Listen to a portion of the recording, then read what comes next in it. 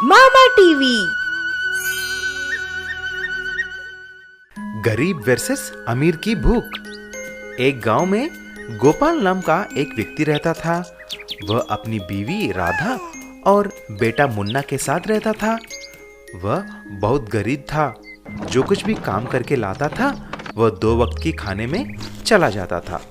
एक दिन उसकी पत्नी राधा ने बोली, गोपाल जी, कुछ देख रहे हो कि नहीं? अपनी पड़ोसन लीला ने नई साड़ी खरीदी है और सामने वाली घर की रेखा, उसने तो सोने का हार खरीदा है। सारे गांव के लोग हफ्ते में 2 बार होटल में खाना खा रहे हैं, लेकिन हम 1 साल में 1 बार गए तो भी बहुत है। कमाने की कुछ इरादा है कि नहीं? गोपाल इस रोज की झिकझिक से तंग आकर घर से चला जाता है और जंगल में जाकर एक पेड़ के नीचे बैठकर तपस्या करने लगता है। उसकी तपस्या से खुश होकर देवी माँ प्रत्यक्ष हो जाती हैं। बालक गोपी, मैं तुम्हारी दीक्षा से प्रसन्न होकर तुमको एक वरदान देना चाहती हूँ। बोलो क्या चाहिए? अरे देवी माँ, आप ये कुछ सपना तो नहीं? नहीं बेटा, बोलो क्या चाहिए तुम्हें? देवी माँ, मुझे बहुत सारा धन दौलत, सोना चांदी, गाड़ियां, नौकर और चाकर सब कुछ चाहिए। मैं खुशी खुशी अपना जीवन गुजारना चाहता हूँ। बेटा, पहले ठीक से सोच समझ के बात करना। तुम्हें धन दौलत चाहिए या सुख शांति और खुशी चाहिए? आप ये क्या बोल रहे हैं माँ? धन दौलत है तो सुख और शांति मिलेंगे ना? तुम्हें जीवन का परमार्थ समझ में नहीं आया बेटा। तुम एक काम करो, तुम अपनी बीवी को लेकर 2 जगह जाना। एक सेठ हीरालाल के पास और दूसरी एक कूली कन्हैया के पास। उनके साथ एक दिन बिताना और फिर आकर वरदान के लिए पूछना। अगर कोई पूछे तो मेरा नाम बोलना। गोपाल और राधा ऐसा ही करते हैं। पहले दोनों सेठ हीरालाल के पास गए। तभी सेठ जी खाना खा रहे थे। टेबल पर बहुत सारे पकवान, चिकन, मटन, सब्जियां, रोटी, चावल, स्वीट्स रखे हुए थे। आओ आओ गोपाल, बैठो, खाना खाओ। मुझे मालूम है तुम्हें यहाँ कौन भेजा है। सेठ जी ने इशारा किया और 2 नौकर आकर खाने को गोपाल और राधा के प्लेट्स में भी परोसने लगे और सब खाना शुरू करते हैं। लेकिन सेठ जी सिर्फ चावल और दही खा रहे थे। अरे ये क्या सेठ जी, आप ये सब नहीं खा रहे हैं? गोपाल, मेरे पास सब कुछ है। धन दौलत, सोना चांदी, नौकर और चाकर। लेकिन क्या करें, मुझे बीपी, शुगर, अल्सर, टीबी सभी रोग हैं। इसीलिए मैं दही और चावल के बिना कुछ नहीं खा सकता हूँ। अगले दिन गोपाल और राधा कूली कन्हैया के घर चले जाते हैं। वो तभी काम से लौटा और खाने के लिए बैठा। उसके पास सिर्फ दाल और चावल था, लेकिन खुशी खुशी उसकी बीवी के साथ बैठकर खाना खा रहा था। तभी सारी बात समझकर गोपाल और राधा फिर से जंगल में वही पेड़ के पास आकर प्रणाम किया। तभी देवी माँ प्रकट हो जाते हैं। मुझे ज्ञान मिल गया है माँ। मुझे धन दौलत से ज्यादा सुख शांति और बिना कोई बीमारी के तंदुरुस्त रहना है। दिन में 3 बार खाना और खुशी जिंदगी। मुझे और कुछ नहीं चाहिए। देवी माँ तदास्तु करके गायब हो जाती है। उस दिन से गोपाल और राधा हंसी खुशी रहने लगे। एक गांव में करण और अर्जुन करके 2 छोटे बच्चे रहते थे। वो बहुत अच्छे दोस्त थे। वह दोनों रोज अपने भेड़ बकरियों को जंगल में ले जाकर चराते थे। अर्जुन बहुत ही अच्छा लड़का था, लेकिन करण कामचोर था और लालची भी था। एक दिन जब दोनों बकरियों को चराने के लिए जंगल गए, तभी करण ने बोला, अर्जुन मेरे दोस्त, मुझे थोड़ी हल्की सी नींद आ रही है। मैं जाकर पेड़ के नीचे आराम करता हूँ। तुम जरा मेरे बकरियों को भी संभाल लेना। यूं करण जाकर सो गया और अर्जुन बकरियों को संभालने लगा। ऐसा ही कुछ दिन गुजरे। अचानक एक दिन अर्जुन के बापू का तबीयत खराब हो जाता है। डॉक्टर आके परीक्षा करके ऐसा बोले, अर्जुन, तुम्हारे बापू के दिल में एक छेद है। इसके लिए कोई दवाई नहीं है, सिर्फ ऑपरेशन ही करवाना पड़ेगा। उसके लिए कम से कम 20 लाख की जरूरत होगी।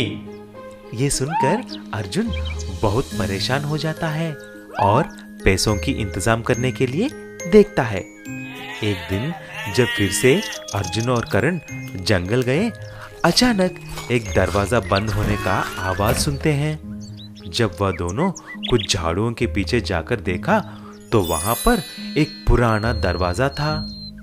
देखो करण, इस जंगल में इतना पुराना दरवाजा, देखो जरा क्या हो सकता है।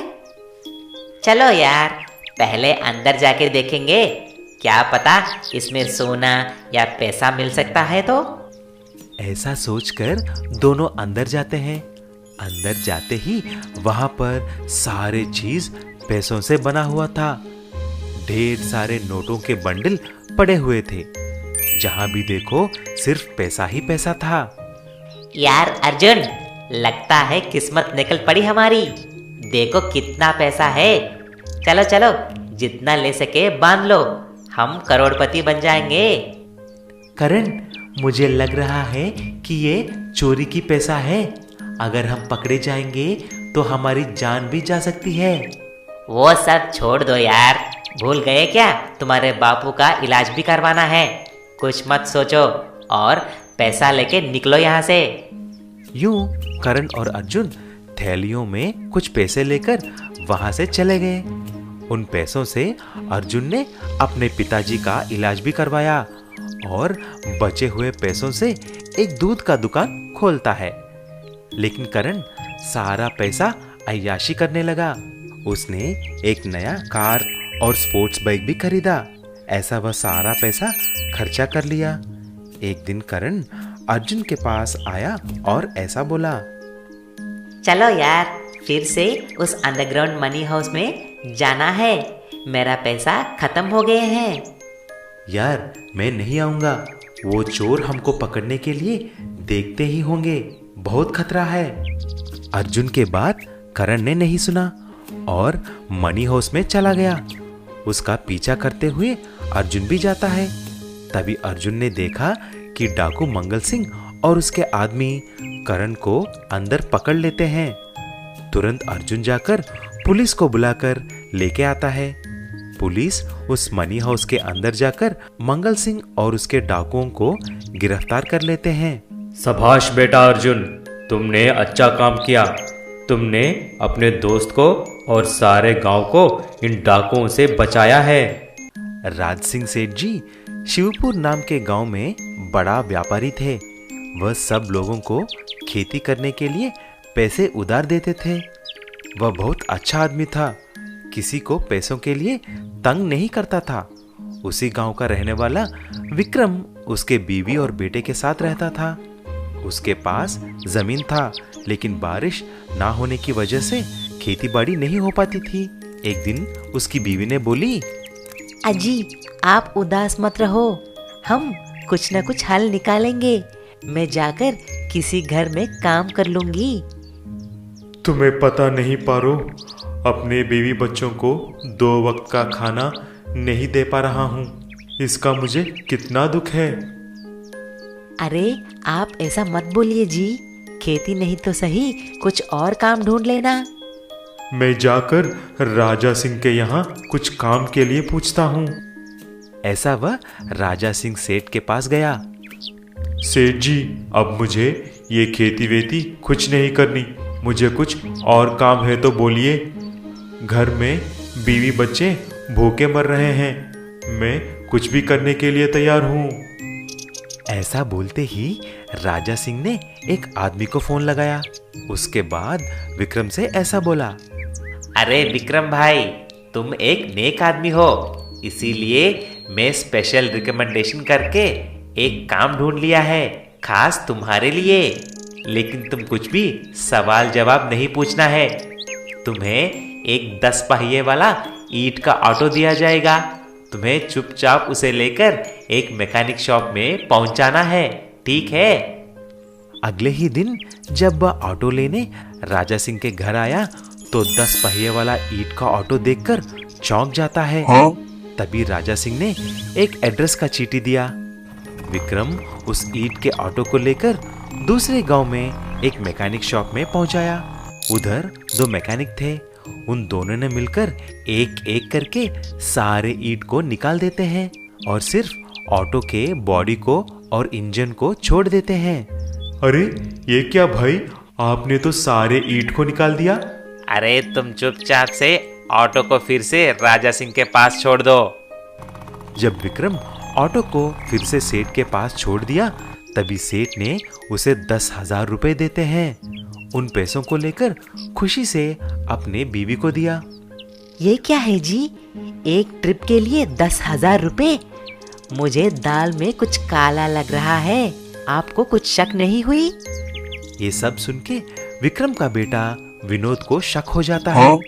अगले ही दिन जब विक्रम ईंट का ऑटो लेके खाना खाने के लिए घर आया तभी उस ऑटो से एक ईंट को विनोद निकाल देता है और पानी में डाल देता है।